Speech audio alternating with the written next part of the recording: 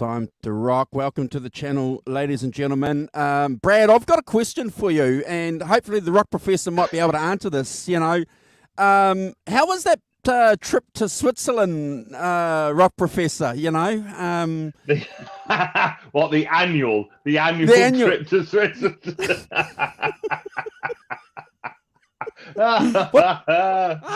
It was very good. Yes, the annual trip to Switzerland went very well.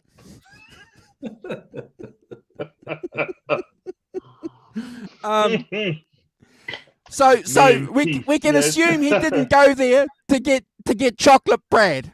No, he didn't. No. He went to get some sort of other form of sugar, mate. No, not sugar. Transfusion of Swiss air. Apparently. Yes, me and Keith. we had a bit of fun with that, didn't we? With that show last week. We had a bit of fun, bro. Yeah, yes. It was good. Thank you for covering for me. We surely miss you, Simon, and it's good to know that you're healthy enough to join us again. So thank you for that, mate. Yeah, it's all good. Yes. I've had something of a week. What with falling over and banging my head on Tuesday as well, just to compound the misery. I broke three dishes and a plate. But you'd be pleased to know the rock professor was not hurt in the making of this movie. but at least it might have knocked some sense into you a bit, rock professor. No, Brad. You know what? The story with the rock professor is that this rock and roll lifestyle that we talk about weekly, it's actually literally going to his head. So he's been sneakily reading Keith Richards' biography, so he thought he'd climb up a tree like Keith Richards. I'm leaving the tree climbing to Keith, frankly. Oh, hilarious. Hilarious. We had great fun with that, and it was completely unscripted. And Brad, I got to tell you, you played along really, really well, bro. That was fantastic. Yeah, a bunch of... I picked it up immediately because hey, listen, guys, I've got to be honest. Every show, I always look at that top left corner to make sure that line before I get all the swear words out. Yeah, and I saw it on. I was like, "What's he doing here? Yeah, what's he doing? He's up to no honestly. Good." Yeah. So that was taking the Mickey out of me when I'm there on my deathbed. Well, okay. It's good to see you, rock professor. And like Brad and I said, we had a good show doing the part 2. Missed you. Good that you're back, and we look forward to, after this show, Brad and Simon, we're going to be doing the orchestration night, and we're probably going to peel that back in one show because there's not really you can elaborate on orchestration when you're just 3 rock and rollers like us. So we should be able to do that in one show, and then after that, we're going to be really, really fortunate and lucky enough to have a round table conversation. We're going to have Jim with us. We're going to have hopefully Michael with us, and hopefully Brad with us. Brody. Brody. Hopefully Brad too. Yeah. It should be good, guys. I'm looking forward to that. Lots of us. Yeah. It's been really good to do all these episodes on 24 nights. It's been great to revisit the existing stuff. But I mean, how good is some of the footage? I'm sure you guys have had a chance to watch some of the Blu-ray performances by now. It's just Simon, no. No, because did I not tell you? Do not get. I bought I thought I'll get an external Blu-ray player I could plug it in, right? So I bought one. Didn't work on anything I've got. Nothing. So I sent it. I got it on the Tuesday, sent it back on the Thursday. Because that didn't work. So I am Blu-rayless currently, and so I haven't watched any of it. Oh my goodness. I'll get round to it at some point. But it is quite funny that I failed utterly on the video front. And sync, so we understand. No, that's good, mate. Good to see you back. Let us know though when you do get a chance to have a look at it, because it's thoroughly worthwhile. We've got a couple of shout outs that we want to do, folks. Randy, the bass player from the Eagles, passed away. Was it last week or the week before? Incidentally, guys, 2 days before that, I finished over 2 nights watching the history of the Eagles documentary, which I've watched a couple of times, and it's a fascinating watch if you haven't watched it. And again, I got to tell you, I didn't realise actually how bad it was at the end there on that last concert where they were going to punch each other in the head. They couldn't wait. Yeah. Couldn't wait. Yes, the annual dust up at the. Who was the guitar player, and it was between Don Felder and Glenn Fry. Yeah. Well, it is a fascinating documentary, that, and it is, the basis of, you go from a bunch of mates, a band, getting together, making shows, to a business, and that transition to it's now a business. Don, and you're right. Don Felder clearly wants it to be a band. Don Henley and Glenn Fry like it's a business. You're a hired hand. You're a paid person to come and do it. Pay well, but it's interesting that's what he wanted at the end, and I think that message comes through clear. He wanted to be the band, and they're going into business. That's how we run it now. Yeah. And one day, folks, we'll do an Eagles album, maybe the first one, because what's really interesting, that first album was recorded in the UK by who's that English guy? Oh, all these names in my head. Glenn Johns. Glenn Johns, yeah. There's a good story around that, isn't there, as well? Yeah. But that documentary, the best bit is where they're up there. They're just in a room, aren't they, with a couple of acoustic guitars, and they all start singing. That's see, when you really had to sing and you could really do it, and when you're busy throwing your mic at members of the audience and the vocals are still going on. Nuts. I don't know what I'm referring to, but anyway, that's modern pop music for you kids. You're welcome to it. So, Rock Professor, you've got a shout out to do, and Brad, you've got a shout out as well, and I think we'll talk gears and amps. What do you reckon? Sounds great. So I'm going to say happy birthday to Buddy Guy, who on the 30th of July was 87 years old. One of the last of those great old bluesmen, still going. Yes. So happy birthday, Buddy Guy. Hats off to you, mate. You're still going out and playing at 87. You're doing it right. Yes. Wow. Clearly, he was on the 24 night stuff, so that links in beautifully with what we're doing. So, yes, 100%. I got just a small piece of diversification. Oh, I don't diverse much on this show, do I? I don't know if you've done it recently. I went round to my friend Gerard's last week, 2 weeks ago, and amongst the other things that we were played, he played the mono version of Sgt. Pepper's. Wow. Could I say, what a revelation that is?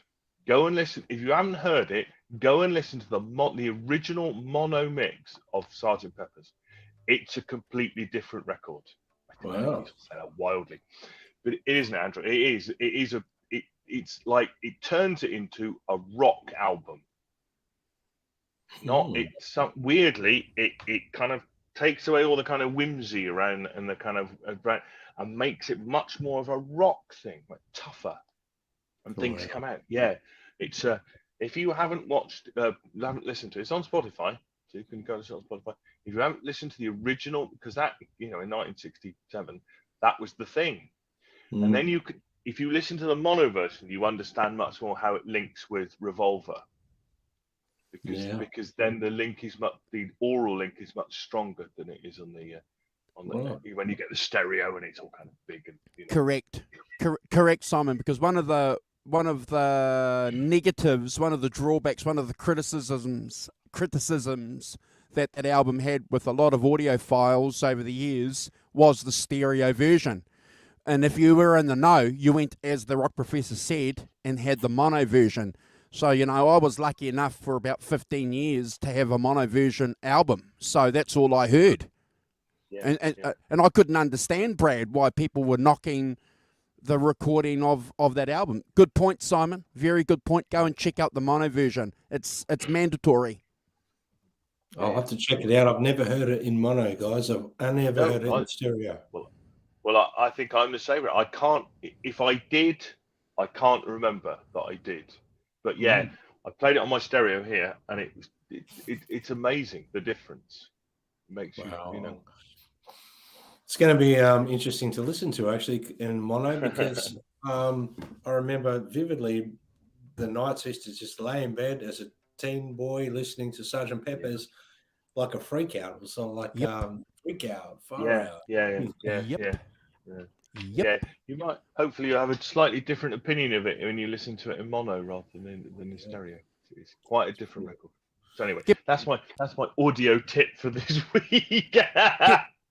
Get back to us, Brad, and let us know when you've listened to that in mono. And obviously, anyone in the chat too, let us know, because the rock professor, after Brad's going to do his shout-out, will do a shout-out. So let us know in the chat if you've heard the mono version and if you rate the mono version over the stereo version. Bent Tom, there's your anniversary. You've been a channel member here for 10 months. Thank you, brother. Bent Tom. That's very cool. Yeah. Hope you're well. Hope you're good. Good to see you. Brad, what are you doing in a couple of months? We're talking about Sgt. Pepper's, and I think this ties into the Beatles. I'm going to see Paul McCartney with my lovely lady. Wow. She bought some amazing tickets in a pretty good spot. It looks like I'm pretty close to the stage. So I'll be reporting in, how that show is and whatnot. I'll tell you what, though. I saw Paul McCartney in the 90s. I've forgotten what tour it was. That big tour he did, worldwide tour he did in the night. I think it was mid 90s, 93, 94, somewhere like that. Anyway, that was outstanding. I went with my father to that, and it was a very memorable gig. It was outstanding. So I'm hoping that, I know it's what Paul McCartney's 81 now, is he? 81 his birthday he just had. Yeah. 81. Yeah. So I know I'm never put it this way. Let's put it this way, guys. I'm not going to hear a bad song all night, but it's very expensive exercise to go and see Paul McCartney these days. Very expensive. So if anyone's going there, might see you there. Might be the last time you get to see him. Can I send this, and can you get this autographed for me if I send this over? I was gonna say, Andrew. I was gonna try and link up from the show. I was gonna bring your bass over to Australia, give him to sign it live for us. Yeah. And do a crossover to the 5150 show. Hey guys, have you bought a meet and greet package? Have you? No, he wants to meet me, Simon. He wants to meet me. Of course. We'll go across there. I'll have personal invitation like this, yeah. I'll have my microphone and I'll be like, hey, this is Paul McCartney. We'll cross over to the 5150 show. Let's go. Paul McCartney. You throw the microphone in his face, yeah? No, keep us in touch, bro. Keep us in touch. And if you get anything, any footage, obviously we'll play it here on the channel. Thanks. Yeah. Thanks for offering to do that, and keep us in the loop. Rock Professor, do you want to do a shout out while we've got a quorum? Shout out. Yeah, fantastic. Yeah, so I'm just scrolling back up. Good morning to Jazz Thunder 50, Jim. Morning, Jim. Derek Clapton. Morning, Derek. Good to see you, man. Holly Lewis. Morning, Holly. Holly might be in, and we might have sent her off to sleep, which is fine. It's late.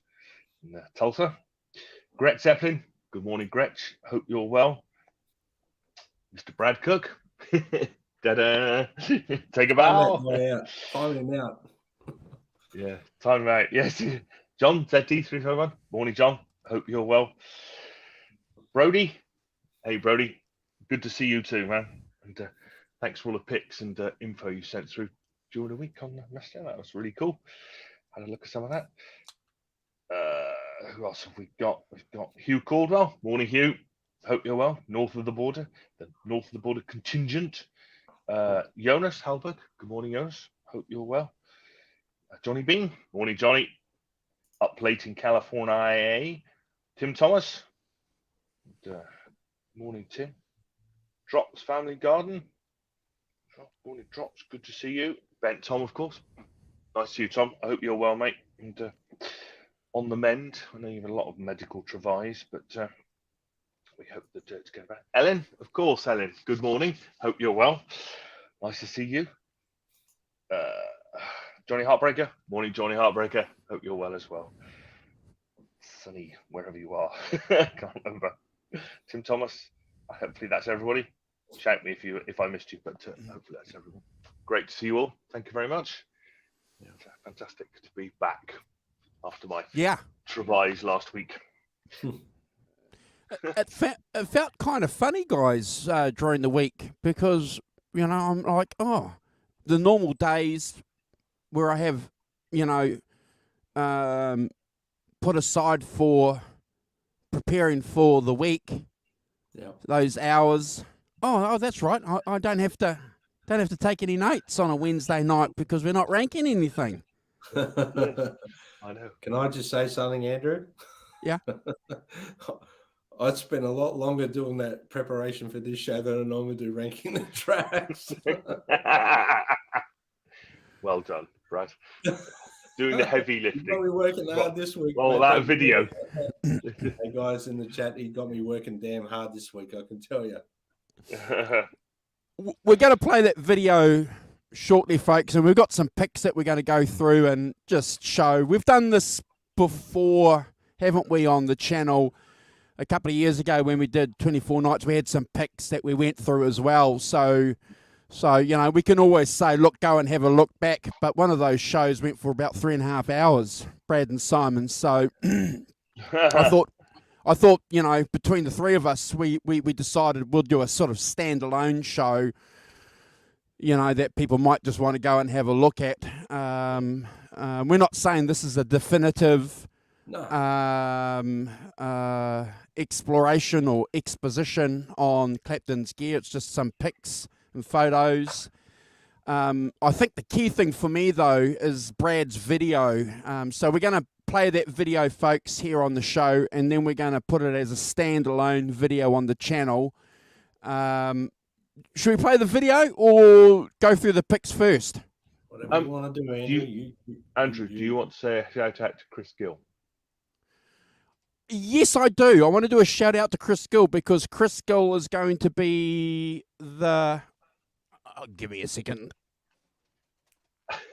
It's from this book that some of the pics and the referencing material that we're going to be using is from. And if you go and have a look on the channel, folks, we've been lucky enough to have Chris talking about this book on the channel. So if you're watching on a replay, I'll attach that video. It's a bloody great show with Chris Gill. He's just a... I won't swear. He's just a champion, isn't he? Yeah, top guy. Yeah, absolutely. Yeah. And great writer as well. Check out his books he's written and things. Lots of things. Fantastic. 100%. Should we play the vid? Let's play the vid. You're steering the ship, brother. Okay, so folks, we're going to play the video, and then Brad can talk a little bit about the video again to back up what he said. And if you've got any questions in the chat relating to the video, fire them in the comments. And between Brad and I and the Rock Professor and everybody here in the chat, I'm sure we'll get the answers. Yeah. So this is what we used to do in the old days before Brad used to do this live. If you're an oldie, you'll remember this one. Now it's time for Brad's Tech and Tone Tips.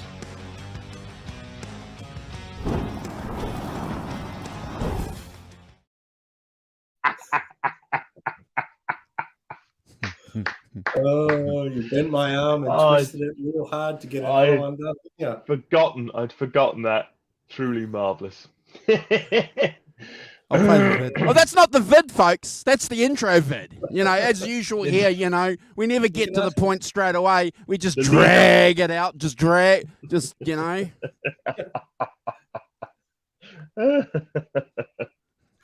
Oh, goodness. Dear me. Here's a video. Marvellous. Hey guys, it's Brad from the 5150 Show here. The last few weeks we've been ranking the tracks of the 24 Nights box set by Eric Clapton. And during those rankings we've been talking about how Eric Clapton activates a dB boost, his TBX control on his guitar, and he rides the master volume.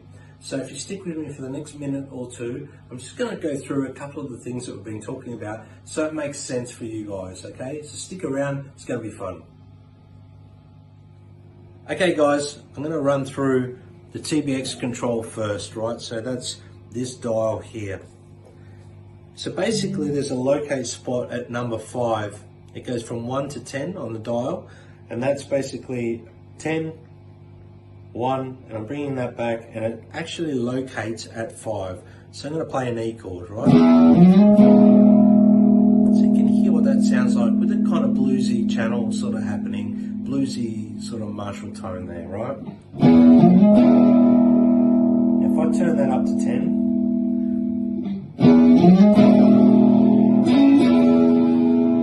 kind of can hear a little bit more treble pushing through there with the consistency of that strat tone as well. If I rock that all the way back to 1, so you can hear it flattens it off almost like the woman tone that Clapton's well known for with the Gibson, I guess, for like a better way of putting it.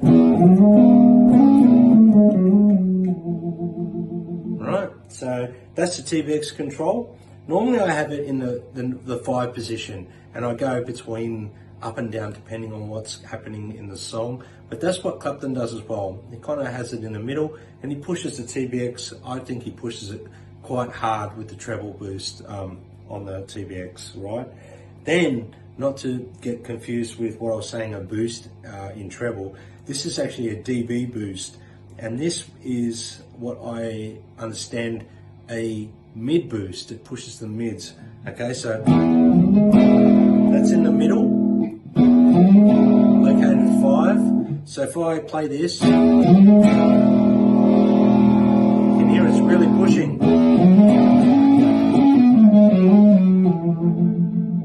Really pushes the front end of that amp. It's really pushing a lot of mid-range in there. So I'll turn it down.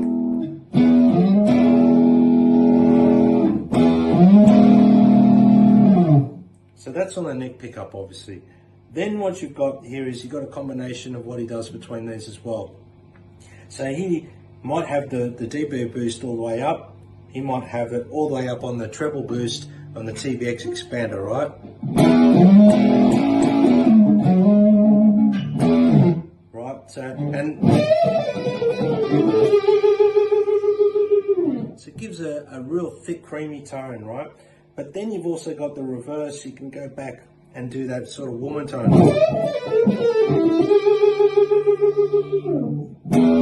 You can really hear it's a bit of difference there. Okay, and then what I've also noticed is, I'll just put that back in the 5 position.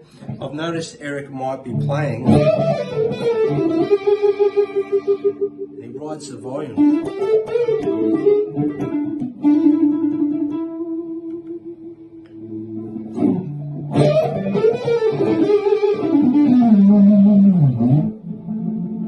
Right, so I hope that sort of explains what the TBX sort of does, and the treble boost, mid boost, sorry.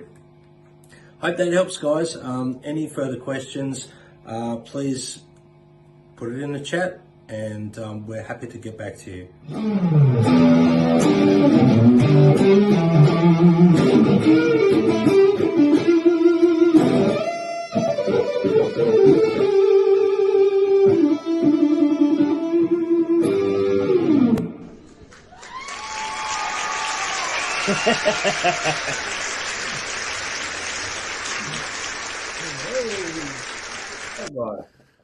Well done, bro. Well done. That's really good. Yeah, excellent. Yeah. Thanks, Would we guys. say that basically what that does is kind of Gibsonize the Fender? Am I making too much of it? That's kind of my feeling about it, is that he wants the Fender feel, neck, body, whatever, but he wants that more of a Gibson sound. Is that fair, or am I going too far? 100%, Simon. But I also do love the way that the guitar itself, when you turn the dB boost up, the volume increases and it gives more, pushes the front end of an amp, similar to how I would set up like a tube screamer, really, for a normal Strat. Just have it so it's more like a volume boost pressing the front end of the amp. But it's not a dirty distortion either. It just like fattens the sound. So the TBX control, in my opinion, from that description, you push the treble a lot more and it gives you more of a glassy tone. And then when you flatten it off, it gives you more of that that neck wobbin tone sort of pickup. Even when you go to the treble pickup, sounds great. I was going to demonstrate all that, but the video would have went for 20 minutes. You know what I mean? So I thought that's the best way to do it, just on one pickup so you can hear the difference. But the dB boost does fatten up that tone a lot, Simon. And then, like, say, for example, he wanted that Gibson Les Paul sort of tone on the treble pickup, the back pickup. I reckon he'd maybe push the dB boost about halfway up. Yeah. And then when he goes to the solos, he pushes it to 10 just to get. So he goes to about 7 and then to 10. He's done away with the pedals in front of the amp except a wah pedal. You know what I mean? Like at this point in his career, he's not using anything but a wah pedal now. Basically, yeah. But he's not using an overdrive pedal at all. No. When we go and show some pics, you can see he's got a pedal there, but that's mainly for some of the effects as opposed to an overdrive, Brad. But there's a good point that we need to focus, and I was going to mention it, but Bent, as usual, has mentioned it. So the 25 dB boost that Brad has shown you guys on his Clapton Strat, that's a lot of punch. Because the 50 to 100 Marshall amp is only a dB. I was going to say a 5% dB, but Bent's saying it's only a 3% dB increase, the 50 watts. So it does pack a punch. Can I say one thing in relation to the dB boost, though? Don't mistake it for pushing the volume way more. Like, it doesn't, the volume 25 dB louder than it already is. It doesn't actually do that. It pushes more front end volume, if that makes sense. Yeah. It thickens it, bro. Yeah. It does get louder. But it doesn't make your amp from, 3 on the dial to 10. It doesn't do that. It just, man, it kind of, it makes the sound more, in my opinion, when you turn the TBX control up to 10 and you turn the dB boost up to 10, it sounds 3D and transparent, like you can hear a lot more in there. So but the wonderful thing, like I tried to explain, the simplest way possible, is he uses the variation between the 3 dials a lot. And I've noticed it watching this video. He doesn't just rely on the dB boost to lift the volume either. He'll leave that on sometimes 25 dB up and then roll the master back. Yeah. Correct. And Sunshine of Your Love is a perfect example of what Brad's just explained to you. And we've put that video up on the channel, folks. Yeah. If you want to go and check that. And you can see clearly what Brad's describing. The tone, the TBX is up, but he'll wind the volume back from 10 to 7, and it's remarkable how much it drops back, the volume. So, yeah. What wonderful invention, wonderful piece of technology. So it changes the waveform of the. It's a bit like having a graphic equalizer more than it is having just making it louder. It's like putting a graphic EQ pedal in your chain with the dB up and maybe scooping the mids up a little bit, like Slash used to do with Use Your Illusion recordings. He used to use a Boss EQ pedal, a 7-band EQ. It would be flat and the middle would go up in a little triangle, and he just pushed that dB boost up. So Slash is no stranger to doing what Clapton's doing, but he did it with a pedal as such. Yeah. I've heard that. I saw one really good demonstration on the Clapton Strat many years ago, and I saw one just recently as well with Greg Koch. He was talking about how it's like having a tube screamer built into the guitar, in that sense, but it's not distortion that it pushes. It pushes just clean mid boost, like it lifts that and drives that into the front end of the amp, which is it's remarkable. But one thing you've got to do, folks, if you've got an EC Strat, if you've got an Eric Clapton Strat, never leave it plugged in and walk away from it because it drains the battery. Correct. You've got to unplug it all the time. And I'll offer this little bit of an opinion from my experience. The TBX works well on a clean amp. The TBX, which is different from the mid boost. The mid boost, in my opinion, it's not definable on a clean amp. When the amp's a little bit crunchy, when you've got the volume up on a clean amp and it's breaking up a little bit, that's when the mid boost comes into effect. From my own experience, Brad. No, I'm glad you brought that up because I couldn't have done that demonstration on a clean amp. No. Because the guitar is not designed to be run in conjunction to a clean amp. If you're running it in front of a pristine, clean amp, those TBX controls and that will sound completely different and probably rubbish. Because, I've got a pretty hot-rodded Marshall there, so I'm pretty lucky. It gives a Soldano tone if I want it to, yeah? Like it gives a pretty close to a Soldano tone. So I just pulled up a bluesy Soldano tone in my amp and just did it as if that would be Eric Clapton's amp, if that made sense. Sure. Yeah. So, okay, so that middle treble button does two things. What does the other one just a standard treble knob? No, because with the guitar, so normally these two here on the guitar would be your tone controls. So this one here is your only tone control, Simon. This one. Right. Yeah. Okay. Yeah. And 3 pickups, but it's like a bass. I'll put it this way. On active basses, you've got a TB. They call it TBX controller, so it's like expands your treble and expands the bass. It's to keep it simple. I like to keep things really simple, and I think this is why Clapton likes this guitar because it keeps it simple for him. He doesn't have to tap dance; he can control it from his hand, right? Because he leaves space when you see him kick a solo in. You'll see him go to this is the dB boost here, Simon. He'll turn that up. Oh, okay. Right, and turn it down, or he'll turn it up, right, and then he rides this for the song.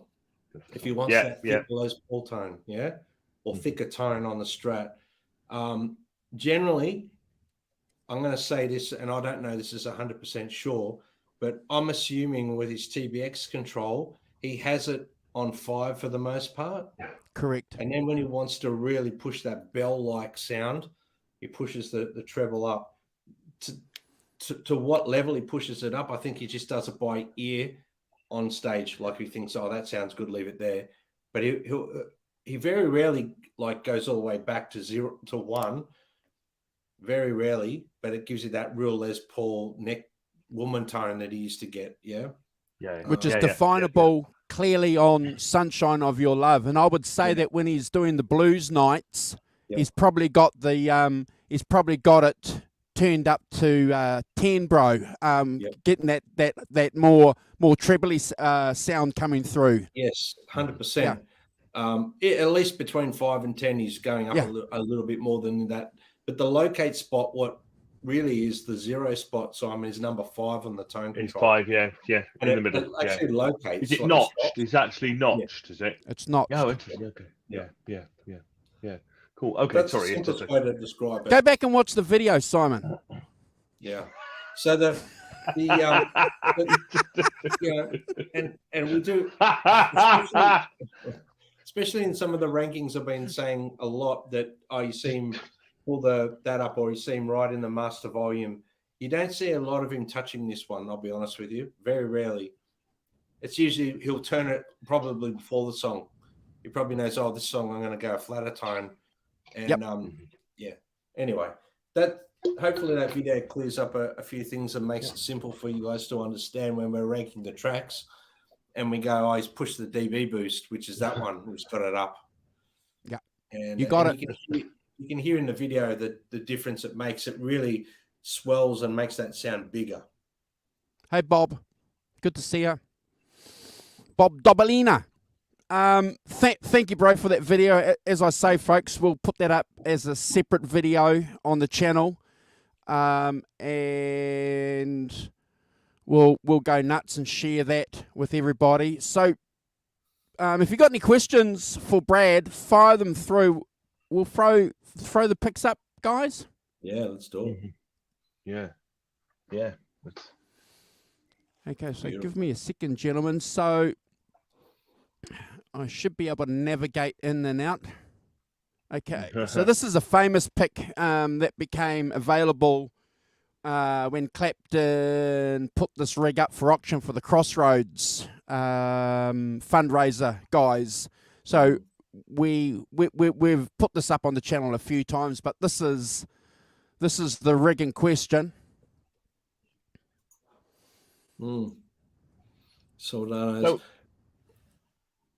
is that a stereo rig, or is it just one backing up the other? Is it just?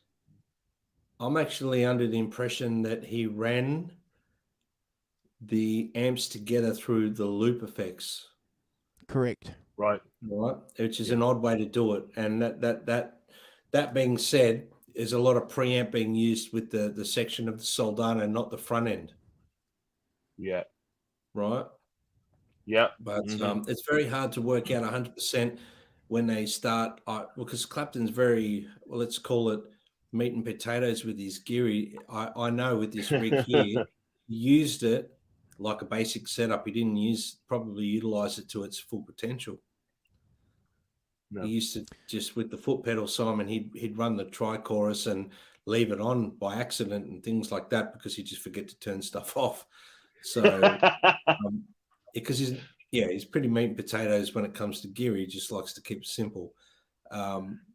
He doesn't use anything now, does he? Just use a Fender Deluxe or whatever. It's a hot rodded Fender, basically. And we've got some picks that trace that lineage back to what he's using now on this channel. Sorry, on this pick too, because it's pretty interesting to plot that. So this is Clapton using the Soldanos during the Cream concert that they did, guys, when they got inducted into the Hall of Fame. So when was that? 93, 94? Yep. So there was a period where he was using Fenders for about 2 years after 24 Nights, and he's gone back to using Soldanos for the Cream songs, Brad and Simon. So no surprise there, is there? No.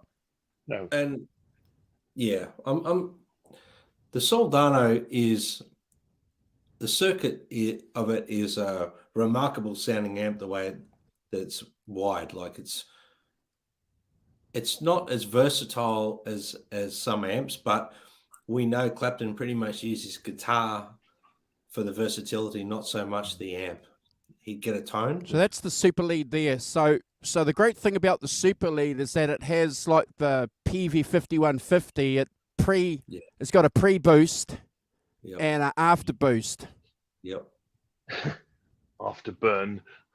Yeah. Afterburn. Yeah. Yeah.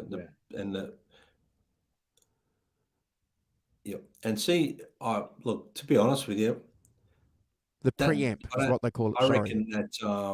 I reckon almost you would see that setting there would be pretty close. I'm just looking at the bass and the mids and the treble.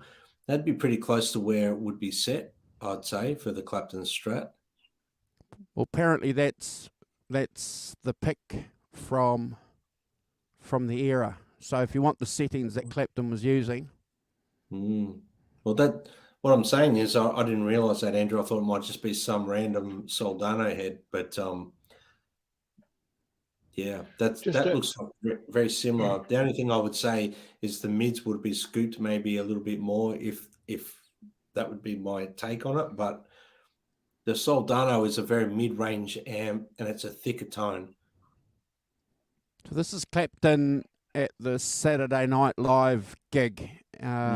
Very hard to see that gig on YouTube because it's blocked. But if you've managed to see it over the years before it's got blocked, it's an outstanding performance. But there it is, there, Brad and Simon, and its simplicity. It sounds to me like that first picture you showed of the two Soldanos and the two 412 cabs and the rack mounted stuff, that he approached that kind of 80s rack mounted sound, but really sort of skirted it in many ways and didn't use it very much. No, actually, I think it was put together for him, and still, even to this day, he likes to keep things really simple. So there would have been power conditioning or something in there as well. Yeah. So that's the guy that's responsible for Clapton using the Soldanos in the first place. That's right. Yeah. That's right. And there's the pink suit, Brad, that we were talking about last week. And the Soldano and the Marshalls in question. Yeah. Again, that's 91, isn't it? That would have been 91, yeah. And this is another pick, folks, from the Cream induction, rock and roll induction, that I thought you guys would be keen to see. Interestingly, he's probably only using the bottom cabinet there, I'd say, Andrew. Well, it looks like it's the only thing that's mic'd, doesn't it? Yeah, I'm not going to put money on it, but I would say it would pretty much be just the bottom cabinet running there. And this is Clapton again in 91, and wow, look at this guy here. Photo. Look at this Jeff guy. Healy. Jeff Wow. Healy. That's a great photo. So there's Clapton playing again that rig. I wonder if Jeff's going through there too. That's hard to say, but I would say no, but I could be wrong. Do you think Jeff brought his $5 amp? Well, let's be honest. Jeff Healy could play any amp, mate, and make it sound amazing. So let's be honest there. So this is that's a pic there. That's all the information there. Yeah.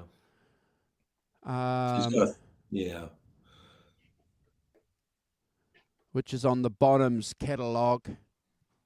Went for a lot more than that though. Yeah. So I think Brad or Brody, I think someone's put in that information. No, Bent's done it. So there's some information in the chat. Yeah. Cool. But I'll just, give me a second, folks. If anybody wants to get a screenshot of that, I'll get rid of that comment. Give me a second. Can you guys see that? Yep. And then we'll go over here if anybody wants to read it. What's going on here? There it is there. I can. You could, if you've got it on iPad like I do, you can pinch on the thing and you can make it bigger on there. Oh, I've just released myself. All right, that's enough of that. Unmuted myself. But yeah, you can actually the YouTube bit that you've got on, the YouTube thing you've got on. I could demonstrate. So I want you guys to have a look. Look at, so there's a control board there. Yeah, So I want you guys to just look at that pretty for a basic too. second. There it is there as well. It's only 5 buttons. I mean, it's for the most part, it's quite a elaborate thing for what Clapton was using, really. Well, what he was using it for. Look at that. So there's the Versace made one-of-a-kind guitar straps. And we've spoken about them. Yeah. They went out on the auction. Oh, hold on. What did I do? Hold on. What did I do, Simon? What did you do? They are pretty cool, aren't they? They're pretty cool. Considering he was wearing suits and that over the top of the suit looks amazing. Yeah, it's sort of really pinged.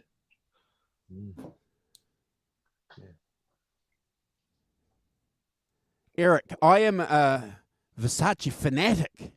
His approach to design and his sensitivity to color appeal to the dormant artist in me. Wow, Eric.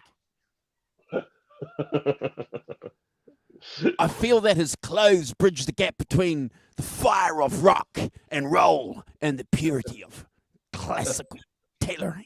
You should work on the radio, Andrew. Did Eric really say that? What does that even mean? Yes, purity. Oh, really? Well, So here's Eric doing his best Nathan East impersonation.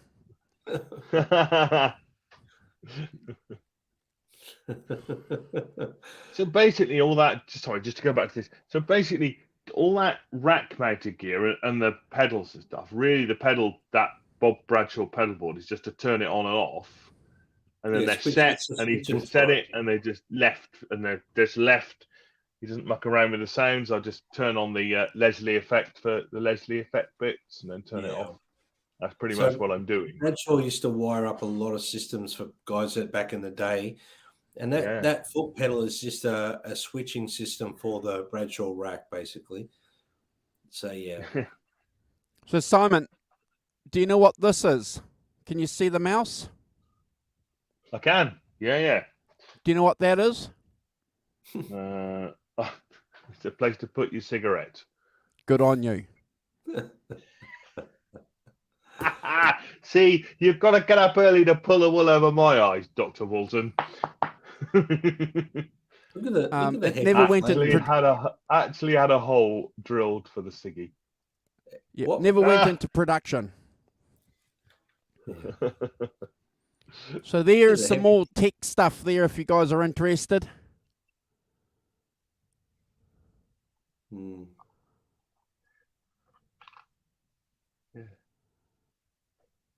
It's funny, isn't it? There's a lot of tech there, isn't there? But clearly just set up in a particular way to give it to, that's so what's there's around the, at the time, I guess. Can you read the effects? That's right. So it was Pete Cornish who put the system together, wasn't it, Andrew? Yeah. Sorry, but you can see his effects there. So he's using a chorus, a delay. Yep. A Leslie simulator. Using a processor, digital delay Roland, and a TC electronic expander. Yep. Spatial expander, whatever that is.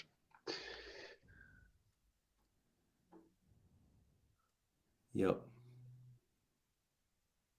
Right. Yes, he certainly simplified his rig after all that. But it sounds like the rig itself is quite complicated, but actually what he's using it for is not very complicated at all. No. Which is a sledgehammer to crack a nut kind of thing. Actually, could have probably done with a couple of pedals and on the floor, he'd be fine. This is Eric. Yeah. But, it is interesting. You get, I think, was it Brent Tom said, that's what money gets you. You get kind of seduced into what's around at the time, don't you? You think, I need a Pete Cornish rig or whatever. I know Pete Cornish was doing rigs for other guys too, so it would have been it looks like an uncomfortable pedal board I'll be honest with you, to switch on and off. But you're right, Brad.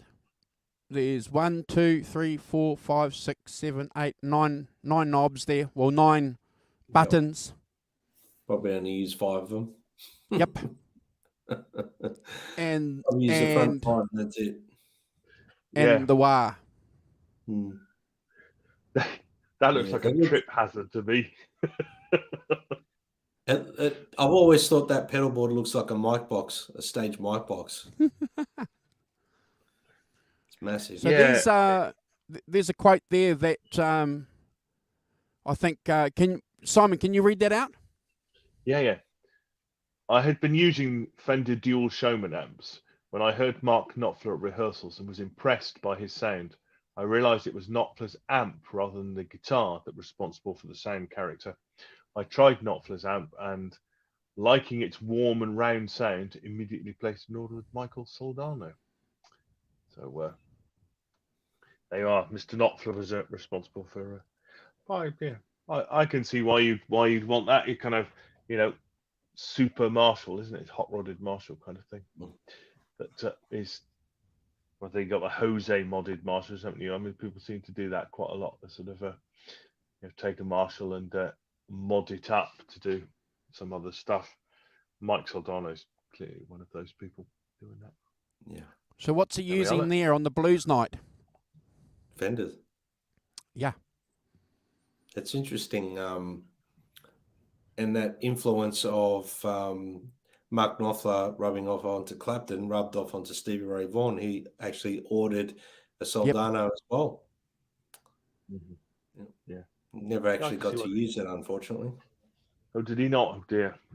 So, but it is interesting that he goes back to the blues nights. He goes back to the Fenders Deluxe, Blues Deluxe, whatever they are.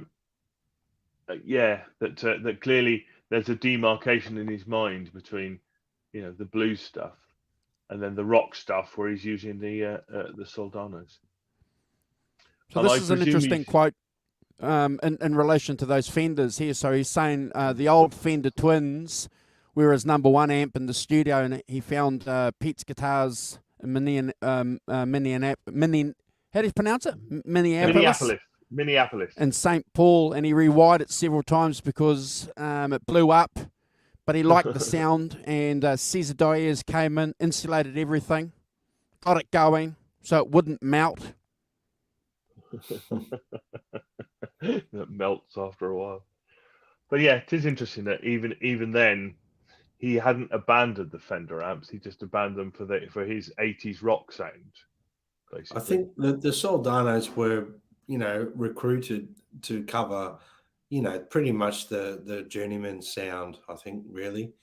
And the rock stuff, the stuff he was doing with, the 4-piece lineup or the 9-piece lineup, it really needed that Soldano tone, really, that bigger sound. The Creams type stuff, the early stuff, yeah. So what's interesting in the research that I've been doing for the show, guys, so when Clapton went and did the tour with George Harrison in 91 to Japan, didn't take his Soldanos, he took these Fenders. Right. He took those Fenders and used those Fenders, and then obviously when I put up the picture there of Clapton with Cream being inducted into the Rock and Roll Hall of Fame, what did he go back to, Brad? Went back to his Soldanos. Yeah. Honestly, I think the Soldano thing was, well, I know, for example, with a 3-piece band, for example, or a 4-piece band, a bigger sounding amp sounds great for rock. You know what I mean? That to go backwards for me to a smaller amp or a Fender, I wouldn't pull that sound I'm after, if that makes sense. I'd be fighting it all night, where I can get a bigger sound and rely heavily on the guitar and amp to give us tone, as opposed to putting pedals in front and driving the damn thing too hard and whatnot. So but for the blues night, in comparison, there's not a lot of that big guitar sound required. You know what I mean? It's more that the Fender suits it perfectly, that real bluesy stuff, really, to be honest with you. But in saying that, I still say a Marshall sounds great with blues rock as well. But you know, you're hearing Clapton play Pretending with the Soldano, but then on the same rock night, the rock CD, he's playing Before You Accuse Me as well, and it sounds great with Yeah, Soldano. yeah. So I think That's it's good stuff. just probably on stage with all those good guests getting up, Simon and Andrew. I think maybe the Fender's suited better with the Yep. all those More guitar in players harmony. than the Soldano. More in harmony when you consider there's half a dozen guitar players there, Brad, as you said. But you forgive me if I'm wrong, but the blues CDs and DVD that come out, the Blu-ray, you see the first part of it, he's using the Soldano. Correct. The second half, he's using the Fenders. So he obviously went away from the Soldano on the blues nights because he maybe thought it was overpowering or something. Who knows? Well, it's interesting, isn't it? If you've got two other guitar players on stage, what you don't want is a big overpowering sound necessarily, do you? You want to be able to sit back into it, good balance, yeah. So it would make sense to go with the Fenders because you're going to get a better balance of tone with you've got Buddy Guy, Albert Collins, Jimmy Vaughan, being up there regularly doing stuff, and you're playing with them. I think the Soldanas would be too much, wouldn't they? I don't know. And I think with the Soldanas, he plays it a lot differently. He plays with the Fenders, for example, in the blues, he's playing more blues orientated playing. When he's playing the Soldano sound, he plays a lot more rock. He plays a lot more. He's still bluesy, don't get me wrong, but he leans more to that rock style. That's an interesting photo there to see that gold-plated wire not being used, Andrew. Yeah, and also I want to bring up a point that you made earlier. So notice how that is just parallel with the floor. It's not like on a 30-degree, like most of the pedal boards today. Makes it a little bit easier ergonomically for the foot. That's completely flat. Yeah, that would be it. I would find that to be a bit of a nightmare because sometimes, Andrew and Simon, like I rest my foot on the edge of the pedal board when I know a section's coming up or a solo, and I rest it on the corner, and then I flick the pedal on when I need it and walk away, obviously. You can't do that on a pedal board like that. Well, notice too, you might be trying to knock one of those second line controls, and you might inadvertently hit the one that's next to it in the front, even though there's a bit of a gap there. But interesting design. I may be wrong, but knowing Clapton, I reckon he would have only used probably 4 or 5 of those pedals. You got it. Simple, the rest man. of them were probably not really, it might have been an option for him. If you don't want to have the noise compressor on, flick that one or turn it off. Like there might have been those options for him. Or if you want more delay, click that on, click it off. That's where you delay. But I don't reckon he would have used those. I reckon he would have just leaned quite heavily.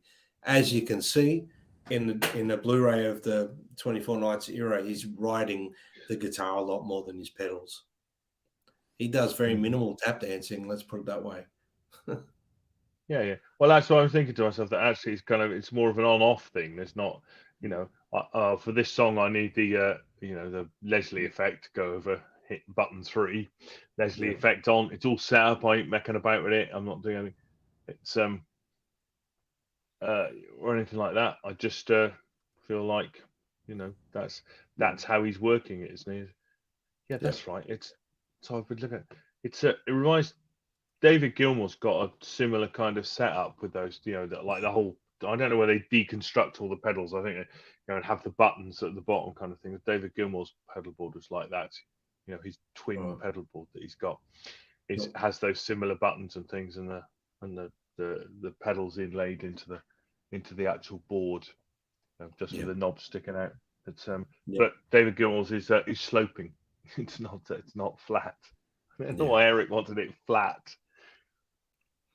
I reckon he was just presented with that, and he was okay. I'll run with it. I reckon that's more the point. I reckon he probably, didn't have quite a say on how it was going to be set up. Maybe. I would think ergonomically that you have a slope, don't you? Ergonomically, everything, rather than it being flat, because it just ergonomically just feels more. Whereas I suppose if you're only running your foot along the edge, doesn't matter. Well, even then, as you say, you want to rest your foot on the edge of the pedalboard, don't you, above the thing, and then just click it when you're just ready. flick it on or off. Because in certain parts of songs, when you're playing, so for example, in covers, you might just want to flick the delay on and off as opposed to it being on constantly. So, things like yeah.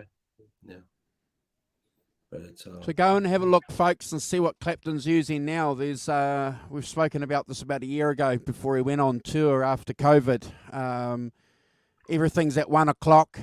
He's using amps that look like Fenders, but they're not, Brad and Simon. They're hot-rodded. So obviously they're hot-rodded to the point where Clapton, over the years of playing with, say, a Soldano, realises that he needs to hot-rod it so that he can get that cranked sound, from the cradle and from these era songs, Brad, which works really, really well with that Strat that you've got in your hand. Yeah, exactly. Look, his tone throughout the years has always been great, really, let's be honest.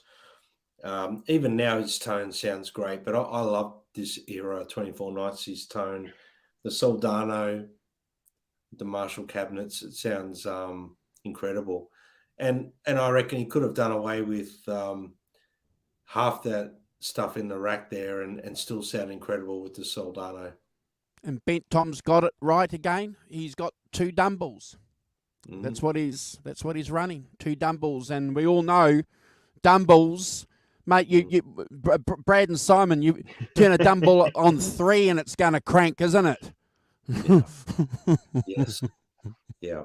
So look, and there's some great rig rundowns of Bonamassa with his Dumbles. They're great to watch. Very. Bonamassa, his Fender Twins and his blooming Dumbles, and then the Dumbles and the Marshalls, and completely killer.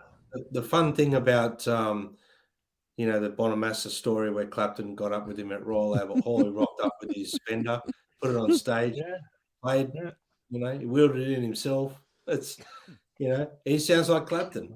That's what I mean. Yeah. So what I guess I'm getting at is with all that gear, with half the amount of gear there or whatever, we're all sort of talking about Eric Clapton, and it all comes down to a lot of these things here and what's going on here, and the most important thing, what's going on here.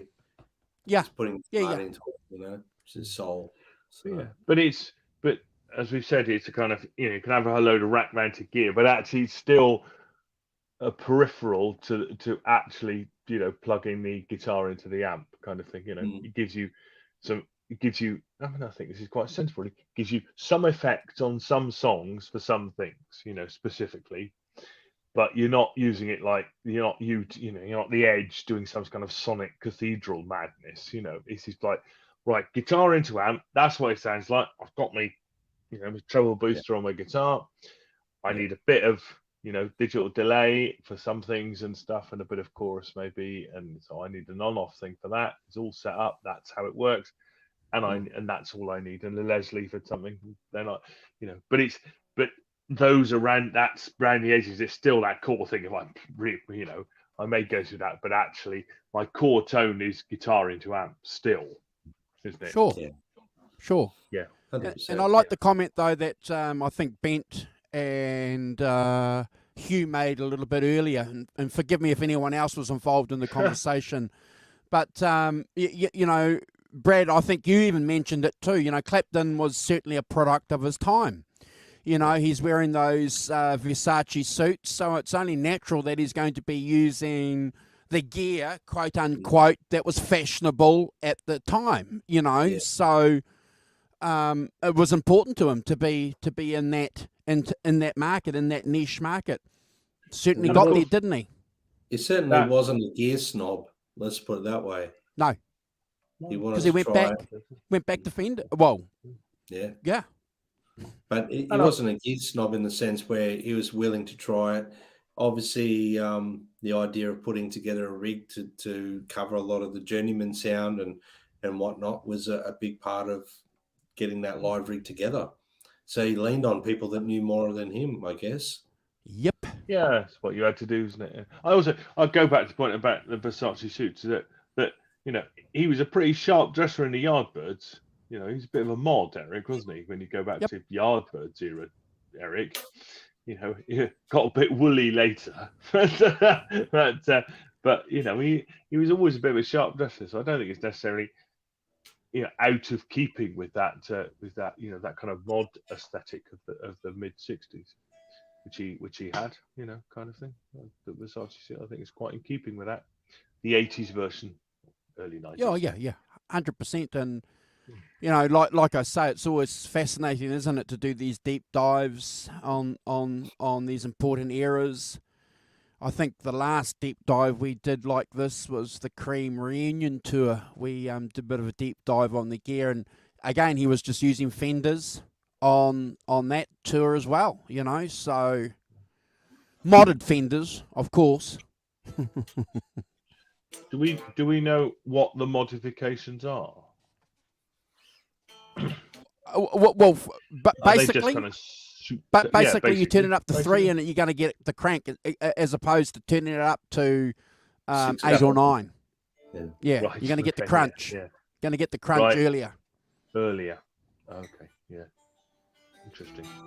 Yeah, that's how a lot of gear modifications. That's the way they sort of do it these days. Is they, even with my Marshall, I can run it at a low volume, and it sounds incredibly big. And Correct. it's just it's amazing what these amp guys can do these days. Really, I would be straight. I'll straight up and say this here. Any professional musician you see out there playing Marshalls, Fenders, whatever, they wouldn't be straight off the shelf and you know, playing them straight off the showroom floor that way. They'd be modified in some way, shape, or form. Well, it's Yes. interesting that you should say that, because I've got a blues breaker here, and I've got my 5150 here, and I've got a Captor X as an attenuator for one, and I've got an aux box for the other, because obviously you can't turn these up in a residential house for 10. So with the blues breaker, to get any kind of crunch, even through the attenuator, it's got to be up to 9 or 10, Brad, on the blues breaker. But on my 5150, because it's got the preamp, Yep. you can turn the preamp up, and the post rhythm volume you can turn down. So it doesn't need to be, the 5150 doesn't need to be up loud to get that crunch, which is the unique, wonderful thing in that bloody design. Yeah. But do you remember when we got your tech on? He came on to one of our live streams, remember? Yes. Yep. Was. And I said to him, what would the modification that I would need to do to my blues break? And he said, straight away, I'd make it break up, because you got to turn that effer up to 10. Yeah. And that's what a lot of guys do their Fender amps as well, because they still want that Fender tone. But in my opinion, I've tried a lot of Fender amps. Been into guitar shops, I've tried them, and I can't get a tone out of them because I can't turn it up that loud where I am. It's just, it's incredible. You know, and then I went into one guitar shop, and I was eyeing off a Fender custom shop job. I've forgotten which one it was now, but it doesn't matter. It was a beautiful guitar. And he goes, try it through the Twin. Yeah. And I tried it through the Twin, and I felt like I was a beginner on guitar because I was getting no tone. It was all treble and really hard to get a sound. I felt like playing like a beginner. Like I was like, I don't even know how to play with this sound. I can't. And he goes, all right. He got me a longer lead, and it was an amp room. He shut the amp room door. He went in, turned it up, shut the amp room door. He said, turn your volume down on your guitar for a sec. So turn the volume down on the guitar. Yeah. We went outside. He put the cord underneath the door. We shut the door. So the cord was, he goes, now play. And I turned the volume up, and I could hear the room, the guitars on the door were moving loud. And then it sounded right. So to me, I was like, well, that's not serviceable. You can't play gigs that loud. You just can't do it. And you can't practice that loud with a Fender amp that way. So most guys would walk in, if you're buying a Fender Twin, for example, brand new, Yep. you'd need to take it to someone to help you get a good sound out of it off the showroom floor. That's just how I see it. 100%. Because I had for 2 years up until I got my Blues Breaker, I had a Vibrolux before I got my attenuator. And, you know, the great thing with a clean amp, obviously, is that you can put an overdrive pedal in front of it to get it at a manageable level. But that's not the idea, though, you know, because you want to get the amp working, you know, without the overdrive pedal. But the only way you can crank a reverb, you know, Fender Deluxe Reverb up, Brad, is to turn it up. And when does it start breaking up? Around 8. Around 6 or 7, it just starts to break Yeah. up. And to be honest with you, that's not practical in most situations. But the thing is, like, there's nothing wrong with putting an overdrive pedal, distortion pedal in front on a clean amp. I'm not saying it's a bad thing, and I have no problem with that. Yeah. But that's not my thing, because it's a different sound. It's a different sound putting an overdrive or distortion pedal in front of a clean amp than driving an amp. So driving an amp hard to get that breakup tone, it's a completely different thing, in my opinion. Even with your dynamics and your playing and everything, it comes out differently through a valve amp that's either cranked or modified. So basically, for me, when I'm playing, 90% of the time, it's guitar and amp, maybe some effects. When I say effects, like delay or a chorus or if I'm playing blues rock and Hendrix stuff, like a Univibe, I'll use a fuzz face, but I'll use it just as like a tube screamer almost, but it gives a fuzz effect, if that makes sense. So you're not. Back in a minute, boys. If you put a fuzz into a clean amp, it sounds terrible. It just sounds terrible. I like Hugh's comment there. Breaks up at what, the F level volume. Yeah. That's but true. No, you're right, bro. You're 100% right. So if you I just want to back up what Brad said. I'm a bit of a purist too. I want to play my Blues Breaker without a pedal. So I haven't taken it yet to a amp modifier to get it modified. So the best that I do is I turn it up to 10 and I play it through my aux box, Brad. And yeah. Yeah, that's okay, because you're using it as like a power break, I guess. And, correct. And we're talking about Clapton, without deviating, but that's a similar thing to what Ed had to do with his Marshall attenuator to get a sound out of it until people started to modify it for him. So, but the 5150, I've had one. I had a PV 5150, and that works really well, like you said, Andrew, with the preamp and all that stuff. But the PV 5150 is a little bit more of a sizzle sort of guitar tone than a Marshall and a Soldano. The Soldano is closer to a Marshall tone, in my opinion. I've tried one. I've tried it at stage volume, like loud, and it was like a thick tone, but it was a bluesy tone, if that made sense. So it was a bluesy, thick tone, and if you push the overdrive, it went very heavy. You could make it a very heavy sounding amp as well. But they're very Marshall-y as well, the Soldano. They got that Marshall growl. That's a great explanation, actually. A growl out of an amp. To get it to growl, you know what I mean? Like even Fenders, to get them to growl. But Fenders, in my opinion, don't growl like a Marshall. Does that make sense, Andrew? Yeah. I could see myself selling my Blues Breaker. I can see myself selling my Blues Breaker, bro. I can't see myself selling my 5150 because it's more versatile for me. The tones, the volume, the way that I can get Hendrixy tones on it by turning the preamp down and then turning the post volume up. It's got a nice reverb. It's much more versatile for a player like me, as opposed to a Blues Breaker, unless I got it modified. It's a great amp, the 5150. Way more versatile than a Blues Breaker, but I would say to you, you're better off if you were going to buy another combo. You'd be better off just hanging on to your Blues Breaker and get a few mods done to it for reasonable price, and it'll Yep. turn it into a completely different amp, Andrew. Yeah, and It'll that's the still have plan.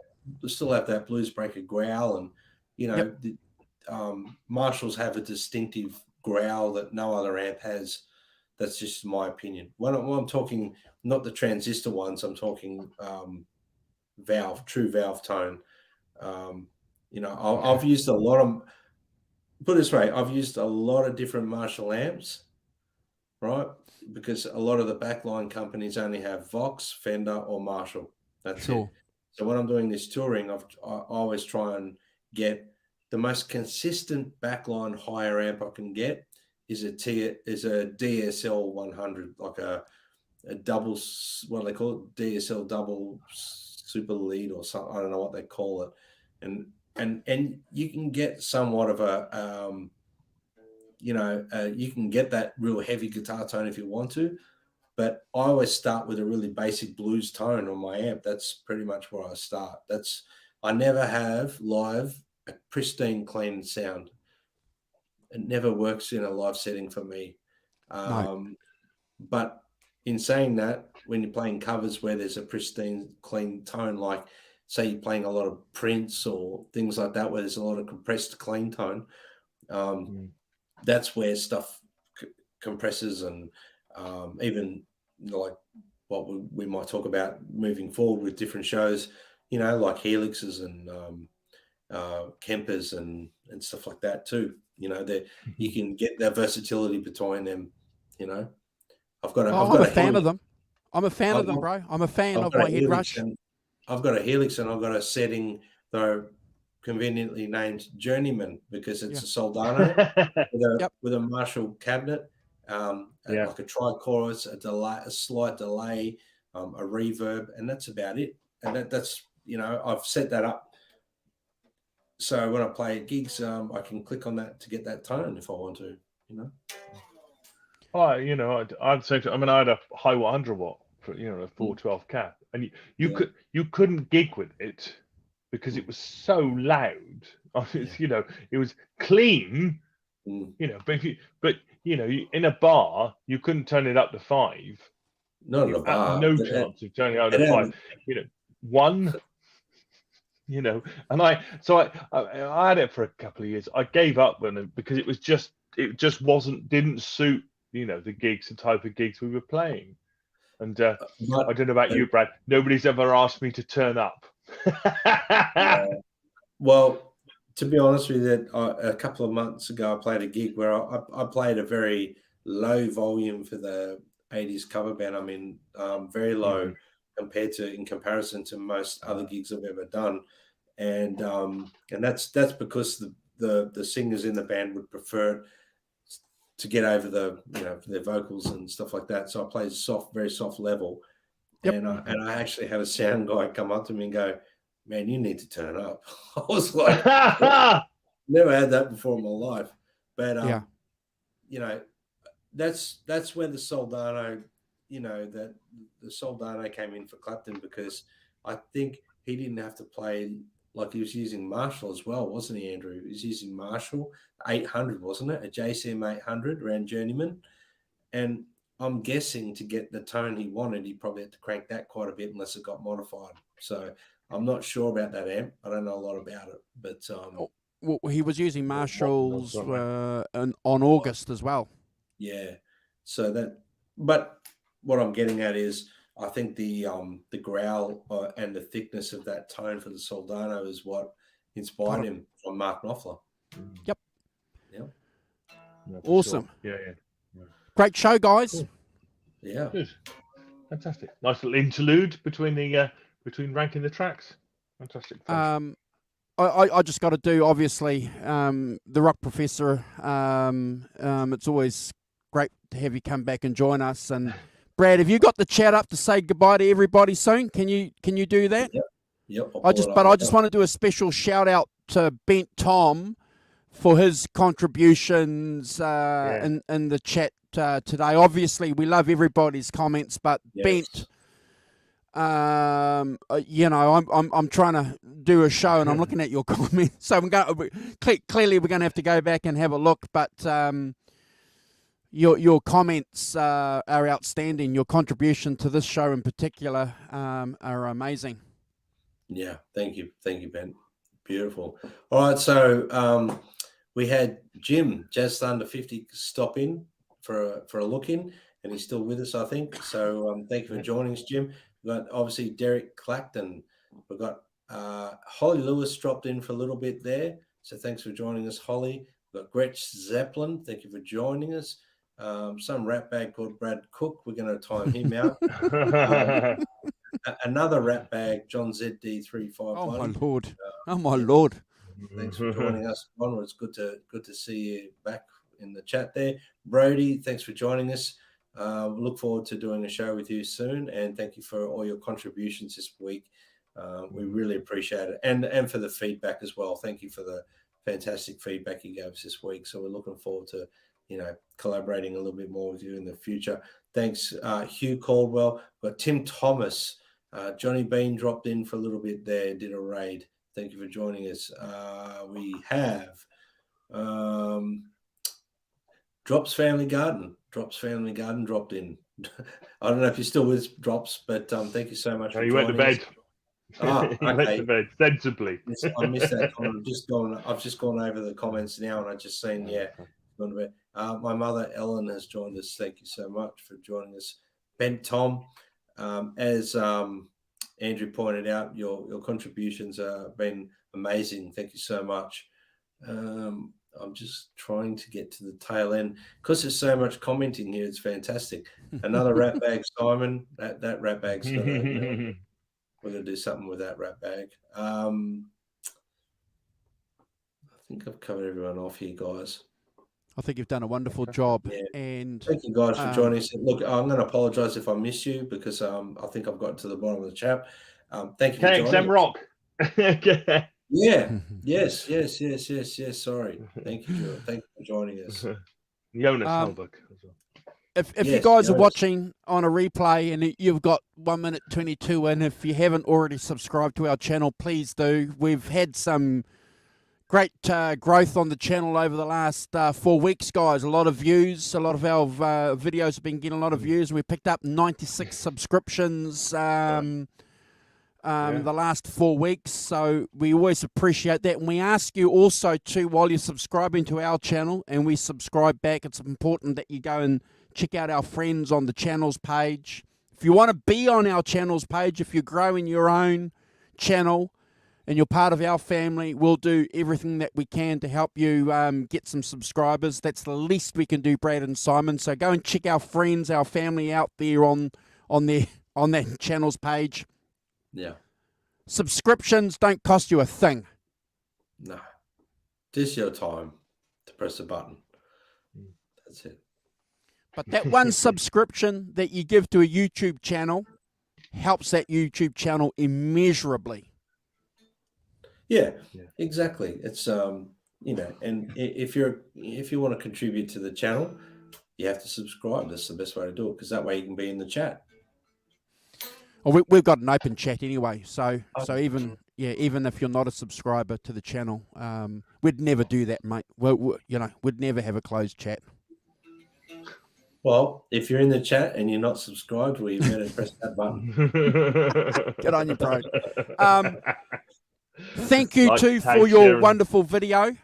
I'm going to premiere that on the channel soon, folks. Good. And we're going to link Brad's social media's accounts to that channel as well, so we can generate some traffic for Brad on his Instagram and on his YouTube channel. So if you can go and share that on your links, would be especially grateful.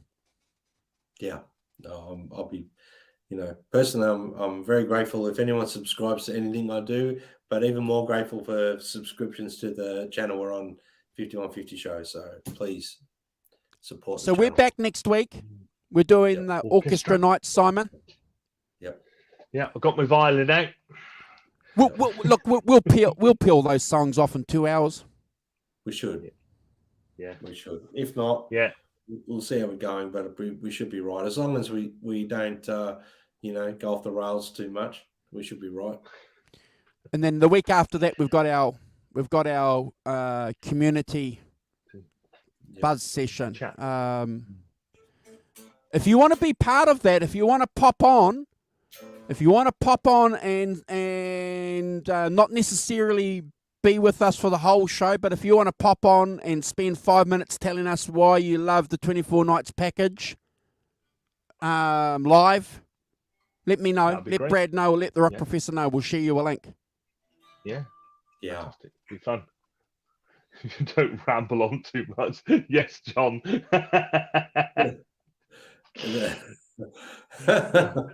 Yeah, that's Never true. do. Are we out of here? That's it, Let's guys. go, team. Take care, all. See you soon. Bye. Bye.